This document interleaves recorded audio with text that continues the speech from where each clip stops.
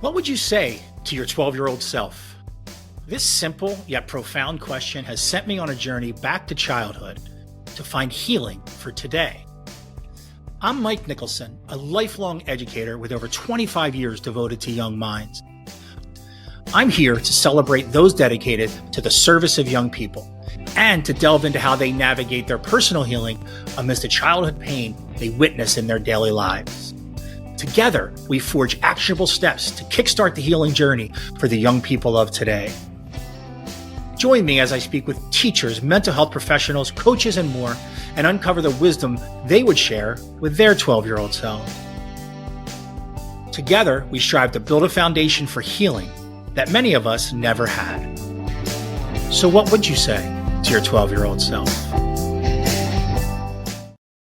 A special note before starting, this podcast is in no way intended to take the place of any kind of mental health assistance. We are simply having discussions about healing and learning and growing. If you need mental health attention, please seek a professional. This episode contains conversations about suicide and sexual abuse.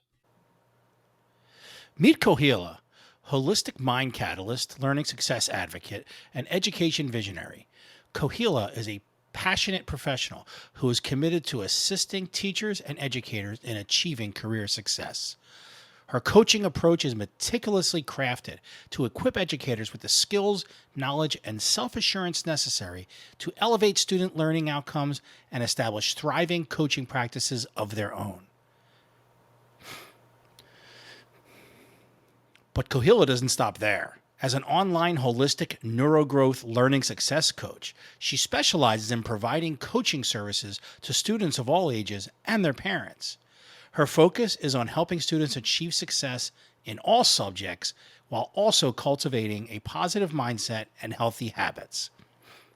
Using her proven and tested Meta-Learning DeStress Method, Kohila tailors her coaching process and methodology to meet the unique needs of each student and family. Please welcome Kohila Sivas. Kohila, welcome to your 12-year-old self. Thank you for coming. Thank you. Thank you for having me. It is such a pleasure to have you. As I mentioned in the intro, you are somebody who is involved in a lot of things and has turned from just a little bit that I know you kind of, I get this sense that your healing journey that we're going to talk about coincides with a shift in your life as well, whether it was new business ventures or whatever. And I just find that so interesting. But I want to start the same way I start every episode and ask you, tell me about your life at 12, when you were 12. Where did you live? What was your house like? What were you like? What was your family like? What was school like? Whatever you did when you were 12, tell me about it. It was pretty hard. Life was very hard. So 12-year-old, before that I moved to Canada, so I couldn't speak English. So I decided that I would mute myself. So I was always muting myself at school. So I didn't have a voice at school. So I was the quietest girl or shy. People usually make fun of me and I don't know how to speak back to them. So that type of girl, one thing. And then at home, my dad was alcoholic because of what he lost, because we had to move to Canada. He was an alcoholic. So he was always beating on me for not being the best. He always would, when he gets drunk, he needs somebody to pick on. And it was his kids that he would pick on. And majority of the time, even if I knew my answers, when he asked me, I forget, and then I get in trouble. Right. So I would go to bed before he comes home drunk because I don't have to be picked on. But then he would wake me up and pick fights with us. Wow. So that was our life. So that was hard. So you said real quick, I'm just curious, what he had to leave. Where was he leaving? And it sounds like he had to leave in a traumatic fashion. I'm just curious about that.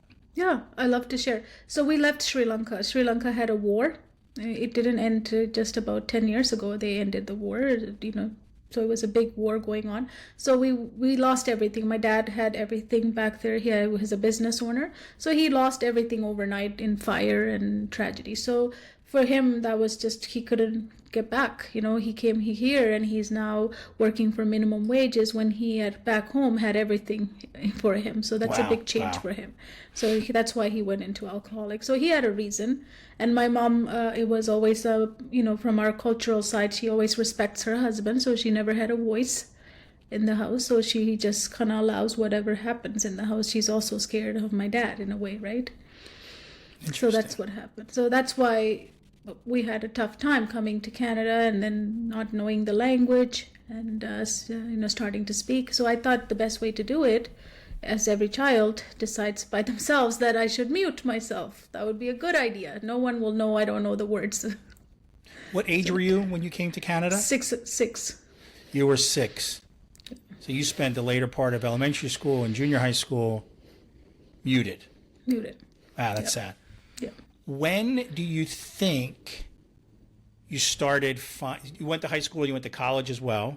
Yeah. When did you start being a little more comfortable to use your voice? When you got out of the house, maybe? When you went to college? No, actually, it happened during high school because I had a ESL teacher.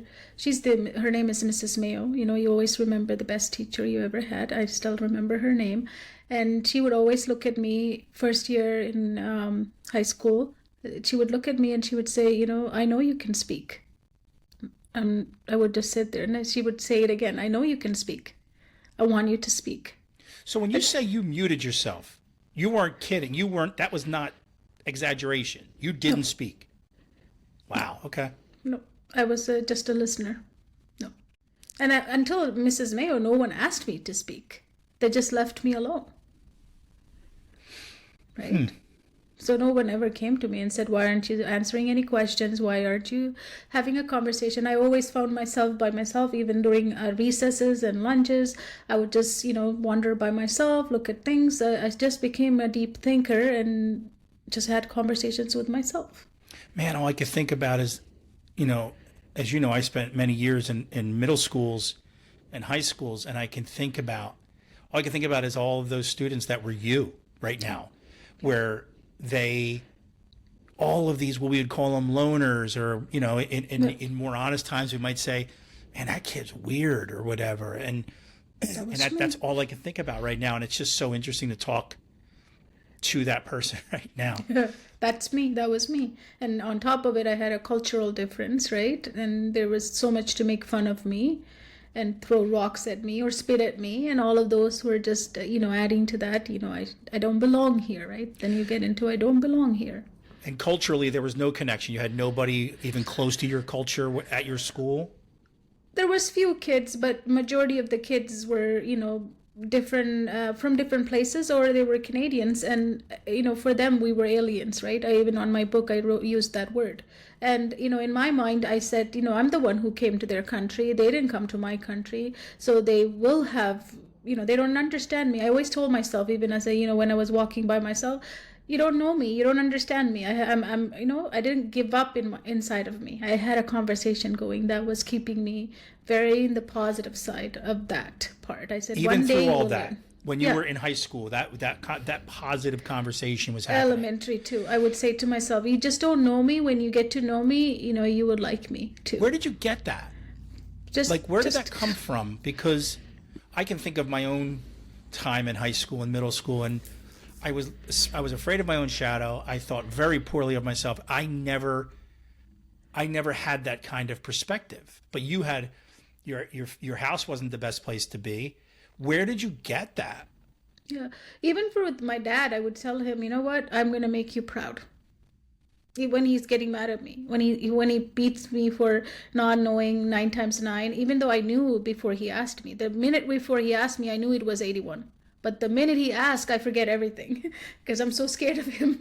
Nothing works in my brain. So I'm like, why did you forget? I would beat myself up. Like, you knew this. Why didn't you tell him? And then he would make us sit on our knees for, 20 minutes or 30 minutes as a punishment. Those were punishment days, right? Wow.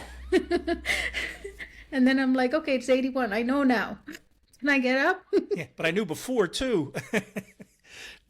So you meet Mrs. Mayo and she helps you find your voice. Yeah, she would always get me up. And by the end of high school, you were more Outgoing or no? You still just talk No, to I her? was quiet, but in between that, something else happened. At the age of 13, I was raped by someone I know who was grooming me from the young age. So that took a turn. So as I was starting to speak and becoming a little bit outgoing, that happened. So that fully shut me down and took me into a different dark space. But then as I was, because it's someone who I knew, and I thought it was, grooming is pretty scary, right? You don't understand that until, I didn't even understand that until I was 35 years old, what that even means. I Wow. thought it was love, and it just screws your head up in a weird way. So I Yeah. didn't know.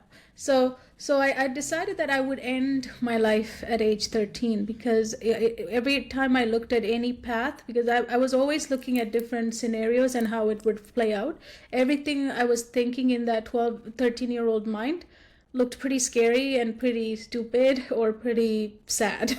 Like, what's the Wow. point of living?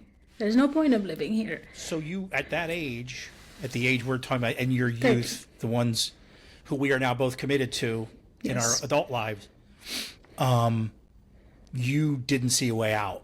You had planned on more than one occasion. It sounds like how you're going to end your life. Yeah, a lot of planning, but actually one day I did it. Yeah, that was it. Really? Yeah, Did that wake your? How old were you then? 13. 13. What happens culturally? Like, what is, like, I would imagine, like, hearing from what your father's like, what your mother's like, is very different culturally than what we are here in North America. But how was there at least a little more understanding from at least your mom or anything after that, or? Mom a little bit, but I don't think she understood as much. I got lots of help from my school counselors, all the psychologists and all the people that met me at the hospital, and through that. And because my dad and mom were financially so stressed out, I don't think they could have comprehended at that time what we were going through or what was happening to me. It's more like, I'm giving you food, I'm giving you shelter. What is your problem, right? Right. But I interesting. didn't tell them why I did it, though. I didn't tell them, anyone, until I was 32, that I was raped. I didn't tell anybody in this world. Wow. So they didn't know why I did it. They were clueless why I did it. Most of the time they thought, you're so spoiled. Why can't you live your life? Why are you so miserable, right? But I Yeah. couldn't tell them, because the last thing I want to tell and actually put a finger on the person who did it, because they're so close to all of us, that if I did it, it would even screw up our whole family and our life. So I started protecting that person on top of taking all this, My baggage. goodness. That's a lot to put. That's just a lot. I'm so sorry that happened to you. So did you go away to college from there Yes. after high school? Yeah, I wanted to come back to high school, because when I went to the hospital, so that was my change. You asked me what happened in my mind to change and become the person I am. It was in college. It was right after my suicide attempt. I was in the hospital. There was a time that after I did it, I was hoping that I didn't do it. Like, I was having this conversation back and forth, right? I'm like, okay, you made a mistake. Why did you do it? I was kind of beating myself up. And then I was retelling all the stories that made me want to do it. I kind of relived them in a positive way, and then felt like I shouldn't have done it. Such a bad mistake to do it. So you look at that point as that if I had asked you for a turning point, which I kind of just did, that was it. That was it. And you started. That is amazing, from the depths of despair, Yeah. all alone. I guess maybe with your counselors too, but all alone as a young child, being forced. You had a couple different ways you could have gone. Oh, yes. and you had the strong enough will and human spirit to go, no, I'm going to go this way. And I just love that. I love that for you. I love it. It's very inspiring. Very, very inspiring. So that was my turning point, and from there I thought it was my second life. Like, I started living those the positive stories. Before I was just full of negative, because my life was negative in every possible way, right? So I came back and I said, okay, now that I can leave the world, and also I don't want to leave the world because I've already tried it. Now I got to figure something out.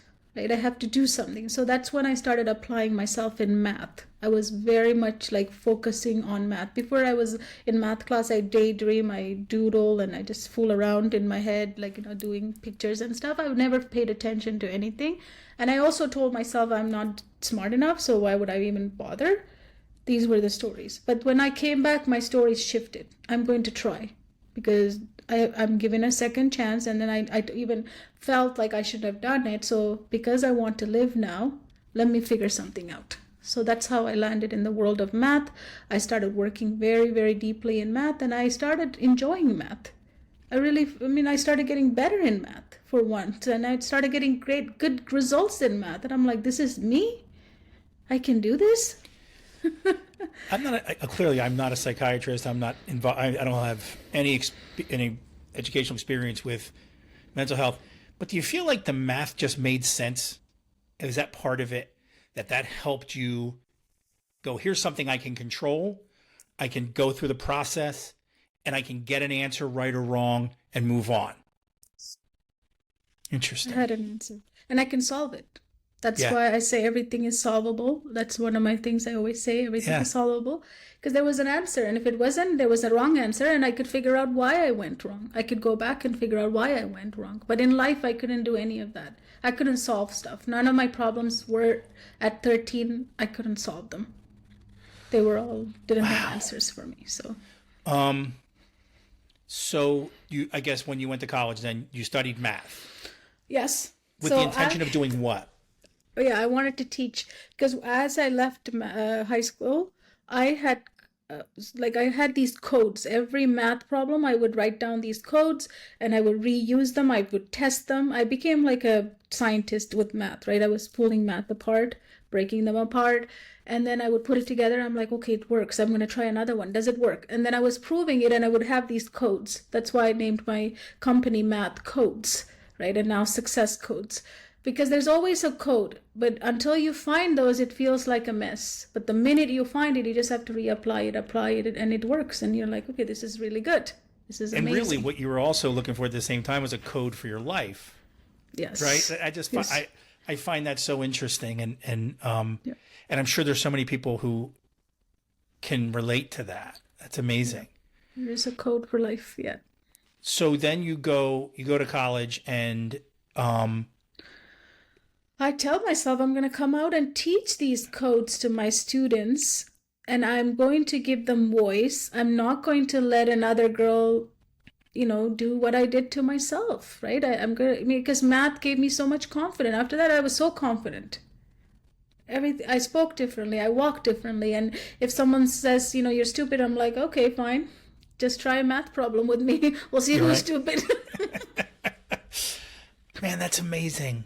It's just an amazing, I don't even know how to articulate what I'm thinking, but it's just one of the things that you and I've connected on over the years is the beauty and the magic of learning and education and what that means.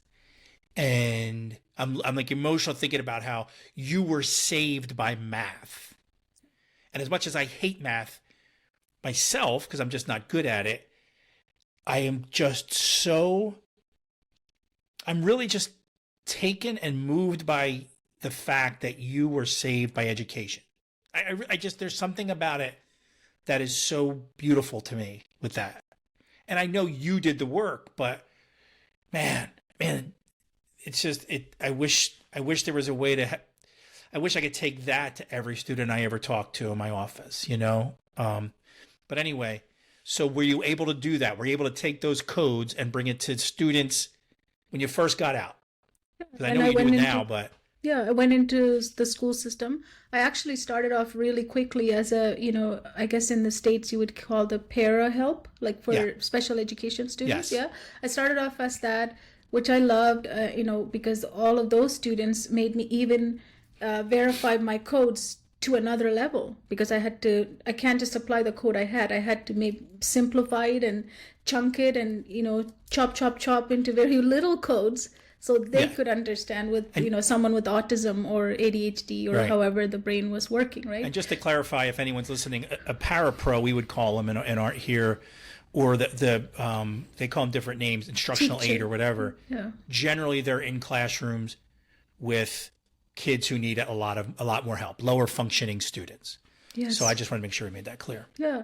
So that gave me a world of experience, right? Not only physically getting hurt from some of them and bonding with them, I got bit, I got threatened to be hit, all of those things, added so much experience to my life. And every time I saw any type of behavior, I would just think about myself, and I would just see through all the behaviors. It didn't bother me like other people get bothered, because I know what that's for. I know what's that for. Because, what a lot of people don't realize too is, and at the heart of what I'm doing here is about childhood trauma, and about, unfortunately, hardening and growing up too early. And so you just touched on something that I'm so intrigued by, and it's, you saw yourself in those young kids, in many of those young kids. So the reason I started this podcast and started this kind of journey I'm on is because upon leaving education and all of those students that I would deal with on a regular basis as a principal or a vice principal, my heart broke on a daily basis for these students, especially the worst of the worst. When they were in trouble, there was something else going on. And it's now a couple years, almost 2 years after retiring, and I've been living this. I've been very reflective about what that meant to me and what that did to me, and what that, here I thought I was just this compassionate soul. I wanted to be this compassionate soul, but I think what I'm realizing is I was reliving everything in my life. But I wasn't someone. I just talked to somebody on another show named Anna, and she's a trauma coach, and we talked at length about the difference between compassion and empathy. And what I realize now is back then I was riddled with empathy, but I was living it too much in hindsight. So I just find it interesting that you, when faced with it, you say you didn't. You were. What do you think that is? What do you think that is that you weren't triggered by it? For me, I just wanted to help them because I didn't have the help. Right? I didn't have the help. I always thought someone will help me, but no one saw me. No one. So anybody that's not seen, I always want to see them. If they're not seen, I will make sure I see them, I hear them. I love that. That comes from my experience because I was one of those people, right? Oh my God, I love that, and it's young people often is how it goes. Especially in public schools, a lot of times they just want to be heard, and they're just prescribed to so much. So that's amazing. That's amazing. So anyway, so you were a parapro for a while. Yeah. So that added so much experience, as you would know, right? Because I had so many one-on-one connections with students, and I knew what I needed to change with my codes. So then I became a teacher, and I started teaching. And because I was with like 26 to 30, sometimes 32 kids, I couldn't deliver my codes. They were not ready to receive my codes. I'm trying, and I'm just becoming a babysitter and controlling behaviors. And I know why they're behaving, but I cannot give the support they needed. I want to give it. So I started feeling like I'm a failure.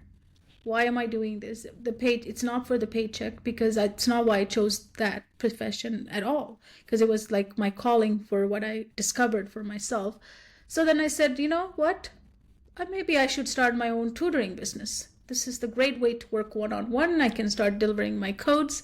That would work perfectly. So I did that. I had a great, successful business, sometimes with over 100 students in my coaching business. Again, that didn't go well, because for some people that would have been success, right? But for me, it didn't go well, because over there, when a parent comes to you with their child struggling in something, they want you to give them the magic pill you have. And they just want them to, get me to stuff the information, and their child will go and do the test, and they think that's learning. And I couldn't, stay with that model either, because I wanted them to have transformation. I wanted to have them to learn, and become a lifelong learner, not just take information from someone and just put it on another piece of paper. And I can see that, because now hearing your story, you personally live that. Yeah. You saw how doing that, you experienced how taking ownership of your learning and becoming a learner instead of just somebody who's trying to get a 90 has transformed your life. And you're trying to offer that same thing, and tutoring doesn't allow for that, because those parents are going, I got to do something. This kid's failing. Let me get a tutor to help him pass the next test. Interesting. How long did you tutor for? Oh, that was since 11 years ago. 12 years ago I left. 24 years, so that was 14 years of it. Wow. Did you work on your own, or did you work for a company, a tutoring company? I started with the company, but then I quit from them because I would try so hard with my codes and methods to get the kids so understanding and so amazing, and then the parents would always thank the company. I'm like, how about me? I worked so hard too. They would say, the company trained you so well. I'm like, no, that's my method. They never trained me anything. So here you go too. Like, not only, so now you're at a point where you're learning a little bit about the reality of being an adult and financial realities of making your own money and being your own boss. Yeah, and they were stealing from me, because that company back then charged like $150, and they were giving me $19 to go to the house and do all the work. And I also took my car and drove to their house with my own gas money. So at the end of the day, I was making less than $14 to $13. But then they were, not only that, they were then praising the company, like they trained me. So that was the last day of that. I'm like, I'm not doing this anymore. I'm starting my own business. So that's how I started my own business. So what's interesting about that is again, I have so much, I reflect so much on what it was to work in a school, and especially at an administrative level. I'm married to a teacher, and you lived this thing where, and I see so many teachers do it now, where you're like, well, I'm helping people. You didn't think about all of the other things. You're like, well, at least I'm helping someone. Why would I complain? Like, that's what why would I complain that, well, now it's different. But for years, teachers would give so much of their time and their own money. And it was just what you did because you were helped. That was your calling. And that's what you were doing. Your calling was to get these kids to learn math with your codes. So you wouldn't even think to say, and it took you 14 years or whatever you did it, to say, whoa. It's wonderful what I can do, but it's not charity either. It's interesting. It's just, I could see getting caught up in that because I lived it. I see teachers all the time that are caught up in, this is what you do. It's just what you do. You make less money than your should be. Your value is much higher. So you then make that jump. You start on your own. After that, I couldn't work for any companies because, for one thing, I have no control, right? Like, it's in the classroom system too. We have, as teachers, we have no control. Someone's telling us what to do. The hands are tied. I also started sitting in the lunchroom, and I noticed as a teacher, I had to quit that because it was very toxic, right? Lots of older teachers. I was a young teacher at that time. I would be like so excited, and they were like, yeah, you wait for 5 more years. You'll be like us too, counting the days for your retirement. I'm like, no. I'm not retiring like that. I don't want a retirement like that where I can count how many students I failed and how miserable I am. What kind of retirement is that, right? So I was like, yeah, I'm starting my own business. And that's how I went into tutoring, and I was not satisfied. But what I did is used every one of those opportunities. I would say it was my laboratory. I always became a scientist. The day that I left that hospital, I became a scientist in my mind. So anything I do, I'm watching what's working, what's not working, and I'm adjusting, right? Just course adjusting all the time. And I'm studying all the time. I'm taking notes, mental notes, what needs to happen and what needs to happen. And that's how I came and landed on my methodology working with students. I just, again, those are codes, right? I cracked the code in how to help students learn to learn. That's what happened. That's amazing. And you still don't, the scientist in you, I feel like, is what helps you, like helped you when you were a parapro. It helps it helps protect you from being triggered by the students you're working with and dealing with their, this is the thing that intrigues me so much, because you had a pretty tough childhood, and you are, you're able to really navigate that well, it sounds like. That's impressive. Even during racism and learning all that, and even through the rape, and even at the deathbed, I was a scientist. As you put it now, I can think of it. I was a scientist because I was analyzing both sides. What's working here and what's not working here. How my mind was responding on the day that I did it, and how I started hoping that I didn't do it, and all the reasons why I shouldn't have done.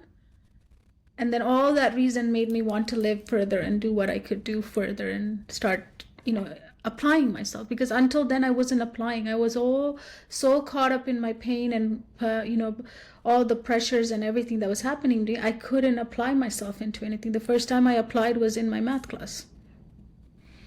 Amazing. And it changed your life. Yeah. So you are a tutor, then you start a business as a learning success coach, which essentially starts a movement, and I love it. So can you talk about that a little bit? Yeah, so 12 years ago, one of the biggest reasons why I shifted that so quickly is because of my son. I was, at that time divorced, and I had a son who was young. I would drag him to my office, and he would sit there until 10 p.m. looking at me on the corner, like, when can we go home? I would lift him, take him home while he was sleeping to his bed. This was our life. It was pretty bad, I thought I was successful. So I needed to make a shift. And one day he even asked me, Mom, is there any way we can eat at home? Like these dinners, can you please let me eat at home? And I'm like, yeah, we can make that work. And then I started shifting everything. I knew this is not the way I want to grow up my son. He's not enjoying. I'm not enjoying. I'm serving from an empty cup. We talked about that earlier, yeah. Right? The generosity syndrome, which I had. I was serving people for so low. Like I had sometimes over 100 students that would come into my office and out on a weekly basis, right? I thought I was like the superwoman. I could do it all. And I was hurting myself, hurting them. And then I wasn't doing what I really wanted to do with my students, which was coaching. But I started, shifting my code into coaching from tutoring so long ago, because I couldn't do tutoring alone, because I wanted these kids to become a scientist. Maybe that's the word. In their own way, I want them to become a scientist, not just as someone who just absorbs material and then goes out and spit it out. I want them to become scientists so they can start thinking and, creating something in their mind. Yeah. So can you explain in as best you can the difference between a tutor and a coach? What is that difference that you can you explain that? So today, if somebody brought me a child who's struggling in grade 5 math, and if they said they're struggling, I would say, what are you struggling with? And they will say, I can't do this homework. I would explain to them that the homework, how to get that done, and I would finish that, and I would say, did you understand everything you just did? And they'll be like, great, yeah, because I got my homework done, right? Because the most important thing for a student is to get the homework done, and if everything is done, I understood. Yeah. But that was just the beginning of the process, right? That's nothing. You didn't understand anything because I just helped you. I didn't do anything. But as a learning success coach in the coaching model, you don't even begin with the math. Because most of the time the child is struggling to do their work and understand is not because of math or reading or writing. It's beyond that. There's a root cause to their struggle, and we need to figure what that is. So I don't even work with math. When they came to me, I stopped working, and they loved coming and seeing me. They're like, you're not gonna, they were shocked when I say we're not doing math. Yeah, I love that when I work with families and we're talking about this kind of coaching or anything to do with education, and I love to keep saying why. When, like you said, what's the problem? Well, he's struggling with writing, or he's struggling with reading comprehension, whatever. But I go, why? Right? You have to, and I'm always trying to drill down to the why, because there's a reason. There's either there's a disconnect. There's maybe a social issue at school. There's one of those teachers that was in your teacher's lunchroom that is in the front of their classroom. They're not reading the right material that speaks to them. I love the why. I love that. And students need to know why they're struggling, right? Because they need to know that it's not the content. Anyone can teach content. Anyone can learn content if they're ready to receive the content. Mm-hmm. So as a learning success coach, we get them in alignment to learn. That's number one. Number two, they need to know how to control their brain. They need to be the master of their brain and how it works. If you're not in control of your brain, while I'm explaining how to do math, you'll be thinking something else. Like, for example, I used to do. I was thinking about my life sucks, how I should end my life while my teacher was teaching me math. Right? So there are so many things going on in our mind. We need to be in alignment to learn, to receive the information. You need to prep the receiver, and which is in control of that receiver, which is our student. So as a learning success coach, we get them in alignment to learn. They need to be in a certain state to learn. They need to know how to flow through those states. So we do a lot more than start working with math and doing homework. So talk about, I love your goal, first of all, that you set for yourself and for all learning success coaches. Talk about the movement that I refer to it as a movement. Yes. Can you talk about that, how it started, where it is, how it grew, where it's going? Yes. So I was going to just push this learning success coaching model through myself, right? I was only one person working in my business. So when COVID hit, it was very successful. Everyone was trying to get online. I already established my business online. So you can imagine I just needed to take more students and then keep going what I was doing. So eventually my business got to a point I was again starting to burn myself out. I'm pretty good at that. Giving and giving and giving. So I needed to stop and say, okay, it's time either to hire teachers to help you, or what else can you model? So because I hated the relationship I had as an employee when I was hired by a tutoring company, how the credit went to the company, not me. I always didn't like that. And because I didn't have a direct relationship with that family either, it was through the company I would relate. Even though I'm there every time in their house doing this work, they would always say, I'll talk to the company. So I kind of felt I don't want to recreate that model. If I hire someone, I'll be the middle person, right? I'll be the company. So I didn't want to recreate that. And I knew that how important the child is to have a direct relationship to a coach. It makes, I want every child to have a learning success coach by their side. If I say that statement, I'm not in between them. So how can I create a business model where I'm in between them?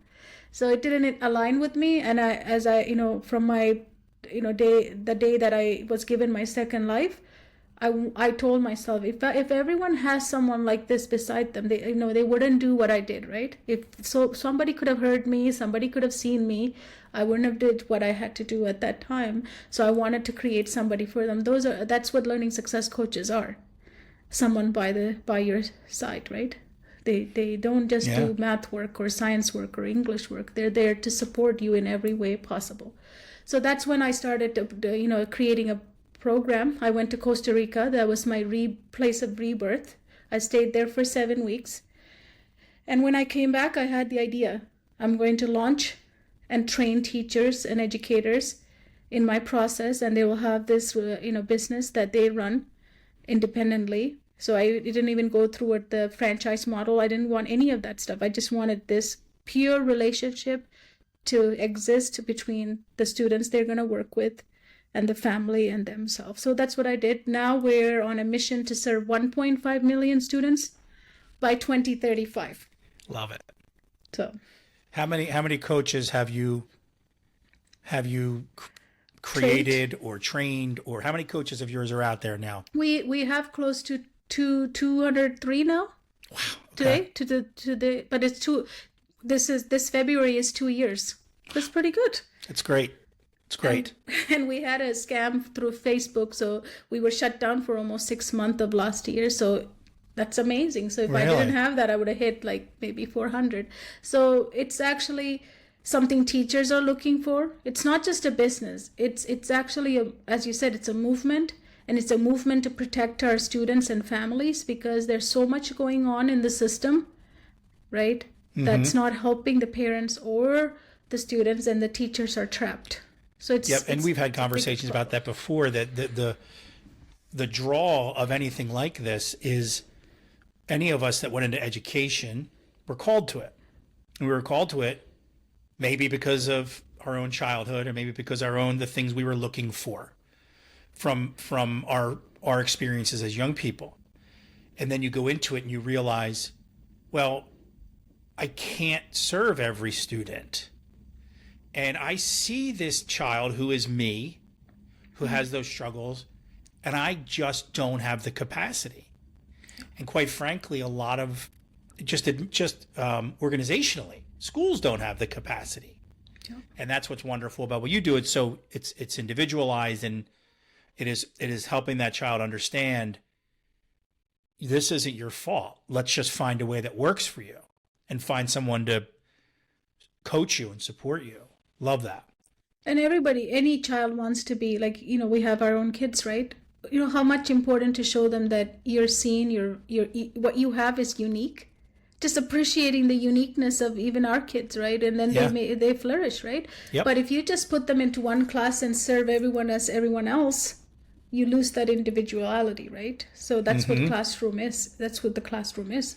And there you can't serve. And who's struggling and who's suffering, and you still continue to deliver content. That's the hardest part. Yeah, there's a very small percentage of students that traditional schooling is serving. Yeah. And the beauty of what you do is, and what you offer, is an opportunity to tell that kid they can do it. And there's a way, there's a code for it, and we'll work it out. I love it. I love it. What's your code? Yeah. What's your code? So what's next? What are you, where does this go from here? Yeah. So the next plan for me is to connect I have built the learning success coaches. Now I want to build the other side of it, so it becomes a holistic, because anything I think always has to be holistic. If it's pieces are missing, I'm not satisfied. So parents are having hard time parenting in this new world, right? There's a lot of disconnect. And even the parents that are new, that are like in their 30s right now, they can't go to their parents to ask for parenting opinions, because they didn't grow up in the same era as these kids who are parenting now. Because of that, their kids are suffering in the classroom, because parenting is lacking. So then the school system is going to suffer, with the teachers are going to have lots of problems. So in the end, the kids are, there's a suicide rates have gone up in teenagers, right? Anxiety is gone up. Depression has gone up in our children, right? Even it's starting in elementary school, because no one's happy with their body. Like girls are suffering from their body image. They want to change every part of it, because our social and society has changed so much, but the young parents don't have a grip. So I'm creating a platform which is going to be personal development for parenting. Great. So what skills do you need to master in order to parent in this time and age, so we can still continue to help the kids? So you're almost coaching parents on how to coach their kids. I love that. It's interesting, because when I started getting involved in learning success coaching, that was my biggest takeaway, is that parents, whether they don't have the capacity time-wise or whatever, they're struggling, and they're looking for any help. And again, schools, as much as they want to help, they don't have the capacity. And I think I had this conversation with you a while back on your podcast, and I mentioned my office and everything beyond the office door. And that was a big aha moment for me. I spent years watching parents and their children struggle with one another, not understanding one another and everything else, and trying to help the parent understand that this kid's got it tough because they're this age. and trying to help this child understand your parents are trying, and it broke my heart that I would, they would leave and we'd have these great conversations and they would leave. And once they're outside beyond my office door, we're out of, I have resources I could give them or direct them to, but there's a lot of work to be done with them. And that's wonderful that you're doing. That's great. That's great. The next part is speaking. My other brand is, the newest brand is called Blissful Living. Okay. So all throughout my life, what I realize now as an adult and in where I am right now is that I've always been blissful. Inside of me, I had a blissful kind of a, attitude. I always would, like, as you mentioned today, the scientist inside of me was a new word that I'm going to use from yours. Is the scientist inside of me always said, okay, you wait and see, we're not there yet. So I always had these kind of little moments, even in the darkest times of my life. I've always had this, kind of a blissful ideas that would pop up and help me through it. And I think that's what life is. Life is not about not facing challenges and darknesses and everything. It comes and goes. But how we deal with it makes a difference. I have this vision of this little girl in your head with a giant whiteboard. Right, that's what I see when you're telling me these codes and everything. It's like that's what I see, a giant whiteboard where this little girl just working on it, going, you'll see, love it. So do you have anything else you want to share before I get to our final question? I do want to share something what I call the mind work. We always talking to our children, or even as us growing up, everybody said, have positive mindset, be disciplined, be confident. But when I was growing up, I'm like, okay, I'll try positive mindset. Okay, I'm trying. I'm not getting there, but I'm trying, right? I'm confident. I'm trying to be confident. But nobody teaches us how to get there. They always tells us the resulting word. Okay, I get it. I want to be disciplined, but I don't know how to get to discipline. I don't know how to be confident, but you're telling me I should be, so I'm going to try, but I don't know how to try. So we always code for it yet. Yeah, we don't have the codes. So this is my thing. So what we need to stop talking to our kids in those words, because those are the results. It's not tell them the result. Tell them the path to the results. Show them the why to the results, right? Then they now have a process to follow instead of just being positive mindset. So another thing with the mind work framework that I'm developing is that my mindset is a huge word become a huge word, right? But mindset is a result. It's not something I can start working on today because I don't know how.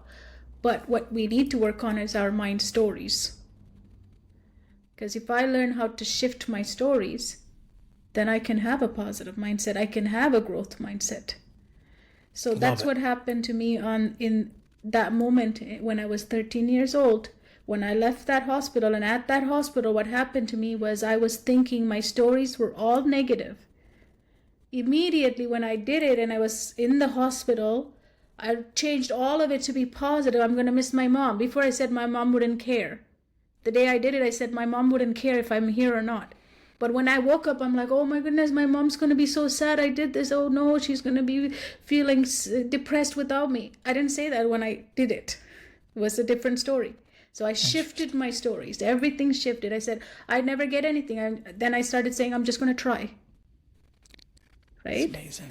It's amazing that I see the track of your life from that time.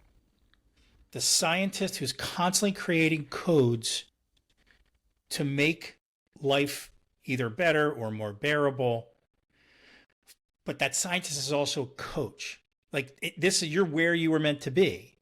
Clearly, you know that, and but in listening to it more objectively, you are always going to be this, and always going to be serving that way. And I thank you for it. I really do, and I think it's a great. I think it's just a wonderful story and a wonderful gift that you're giving the world. So let me end by asking you, again, when I first did this little thing, I read a reel. What pushed me to this, there was a reel on Instagram, and it says, imagine standing outside the bedroom door of your 12-year-old self. What would you go in and say to help them understand that it was going to be okay? You're going to start healing.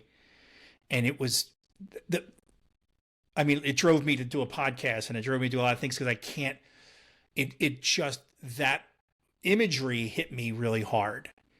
And I still don't know, and I think maybe that's what I'm looking for at this podcast. I still don't know what I would say. And so I'm curious, what would you say to your 12-year-old self? You are your stories. The stories you tell yourself. You are that. No one else is telling you those stories. You create them. I created that I couldn't speak English. I should mute myself, and that would be the perfect solution to my learning English. I mean, if you ask another person at that time, an adult, they would say that what a crappy idea that is. Yeah. Wow. But to me, it made sense, right? Yeah. And to this day, that story comes up. That child comes up. She still lives inside of me. Today, if I go to speak, and she still tells me, be careful, you might not know how to speak. I'm like, what are you talking about?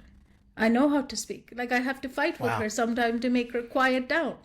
And you have to change your mindset, which is what you're saying, which you had just said, is that story. Yeah, story. Yeah, story. That's just a story that somebody else has told, or that you told yourself. So, you can just change it.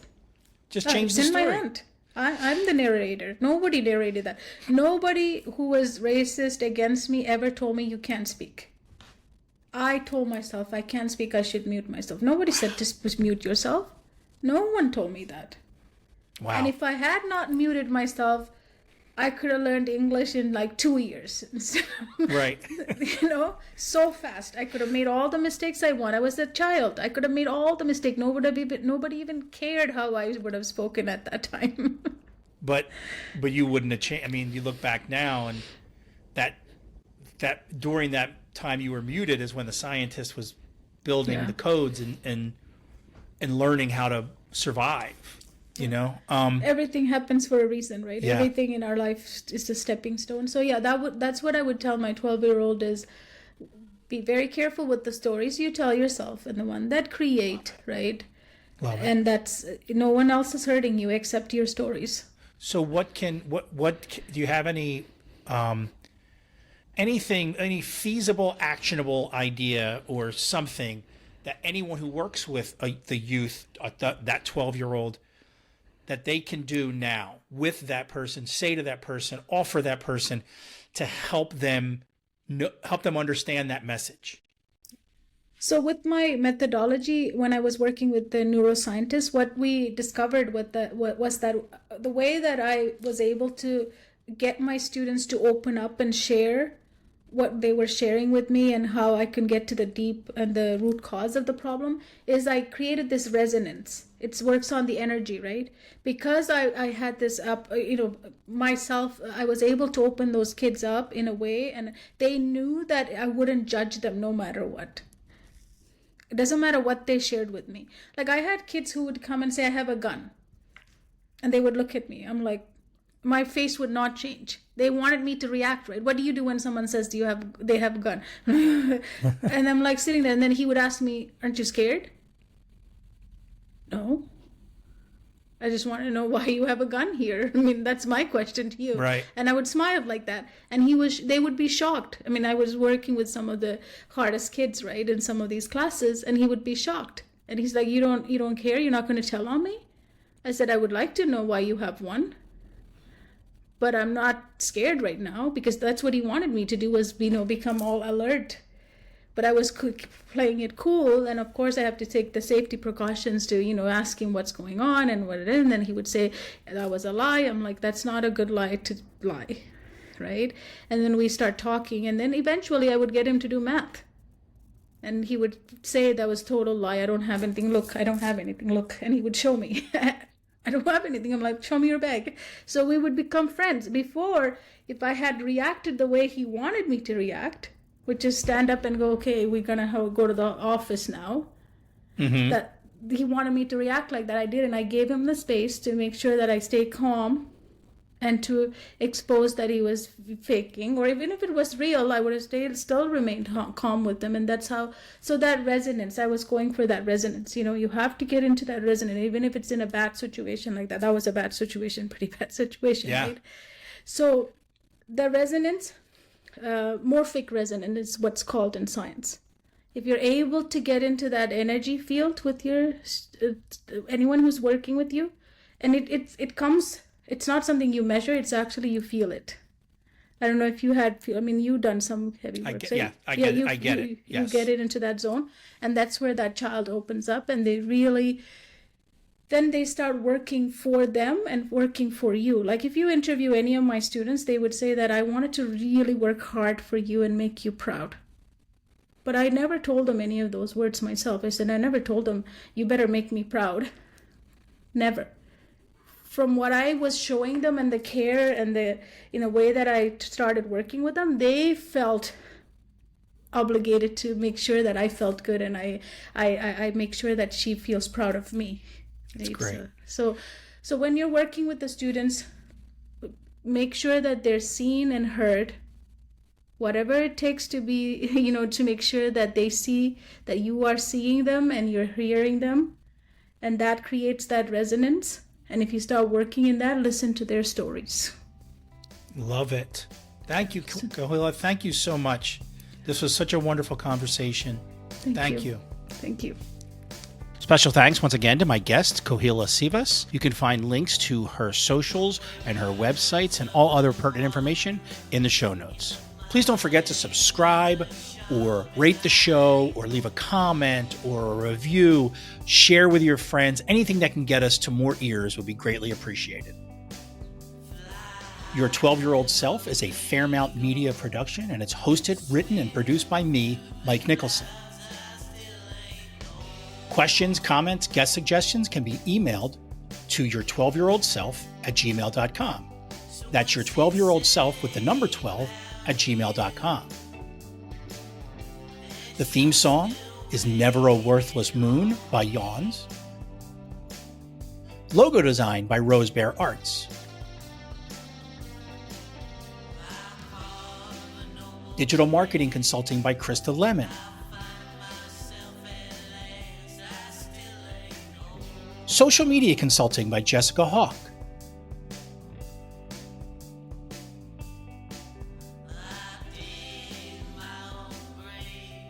Special thanks to Ron Cornwall and Sarah Finney.